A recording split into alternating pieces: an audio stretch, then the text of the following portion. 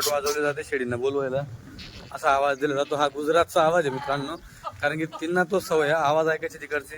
आपण कितीही बोललो आपल्या भाषेमध्ये अर्र असं नाही चालत, त्यांना वेगळा आवाज चालतो. आमच्या खानदेशमध्ये असं असतं अर्र असा आवाज असतो. पण गुजरातचा आवाज एकदा ऐकवा.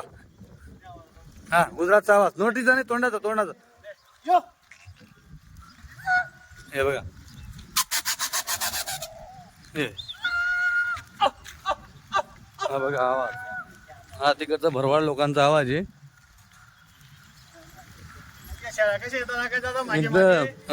या 100 राहो 1000 राहो यांना फक्त आपल्या मागे चालायची सवय असते. बरोबर, त्यांना बाई माणसाची काही तकलीफ नाही. या काय वडाळ बकऱ्याने गावरानी बकरीसारखं इकडे तिकडे घुसत नाही. बरोबर, हो एकदम सायलेंट बकरी असते आणि गरीब जात एकदम प्रेमळ जात असते. बरोबर, या जातीवर तुम्ही विश्वास पण ठेवू शकता. बरोबर.